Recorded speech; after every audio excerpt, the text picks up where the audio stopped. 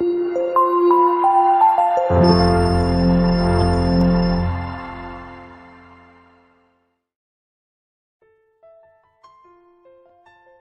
இன்னைக்கு என்ன பார்க்க போகிறோன்னா ஆட்டு தலைக்கறி எப்படி பண்ணுறது பார்க்க போகிறோம். அதுக்கு தேவையான பொருட்கள்: ஆட்டு தலைக்கறி 1/2 கிலோ, 3 மீடியம் சைஸ் வெங்காயம் கட் பண்ணி வச்சுருக்கேன், தேவையான அளவு எண்ணெய், 4 டேபிள் ஸ்பூன் மிளகாய் தூள், 1 மீடியம் சைஸ் தக்காளி கட் பண்ணி வச்சுருக்கேன், 15 பல் பூண்டு, 1 டேபிள் ஸ்பூன் சோம்பு, தேவையான அளவு உப்பு, கொஞ்சோண்டு கருவேப்பிலை, தாளிக்கிறதுக்கு கடுகு, உளுத்தம் பருப்பு, 1 டீஸ்பூன் மஞ்சள்தூள், 1 டேபிள் ஸ்பூன் மிளகுத்தூள். இப்போ எப்படி பண்ணுறது பார்க்கலாம். ஃபர்ஸ்ட் நான் ஸ்டவ் ஆன் பண்ணி ப்ரெஷர் குக்கர் வச்சுருக்கேன்.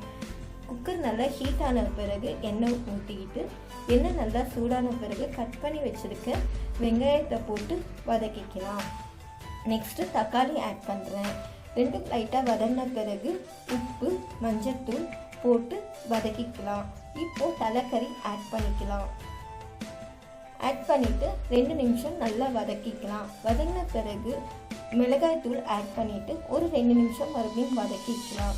வதங்கின பிறகு பார்த்திங்கன்னா தேவையான அளவு தண்ணி ஊற்றிட்டு ஒரு 3 நிமிஷம் கொதிக்க விடுங்க. நெக்ஸ்ட்டு பார்த்திங்கன்னா டேஸ்ட்டு பார்க்கலாம். காரம் உப்பெல்லாம் கரெக்டாக இருக்கா பார்த்துக்கலாம். பார்த்துட்டு நான் ப்ரெஷர் குக்கர் மூடிட்டுறேன். என்னோடய குக்கரில் 7லேருந்து 8 விசில் வர வைக்க போகிறேன். இப்போது என்னோடய குக்கர் ப்ரெஷர் இறங்கிடுச்சு. இப்போது நான் ஓப்பன் பண்ணி பார்க்க போகிறேன். ஓப்பன் பண்ணிவிட்டு இப்போ பார்த்தீங்கன்னா கறி நல்லா வெந்துட்டு இருக்கு. இப்போது நம்ம தாளிச்சிக்கலாம். நான் கடாய் வச்சு எண்ணெய் ஊற்றிட்டு கடுகு, உளுத்தம் பருப்பு, சோம்பு, பூண்டு, கருவேப்பிலை நல்லா வதக்கிட்டு குக்கரில் இருக்க கறியை இதில் நான் ட்ரான்ஸ்ஃபர் பண்ணிக்கிறேன். இப்போது 2லேருந்து 3 நிமிஷம் கொதிக்க விடலாம். தட்டை மூடிட்டு மீடியம் ஃப்ளேமில் ஒரு 10 நிமிஷம்.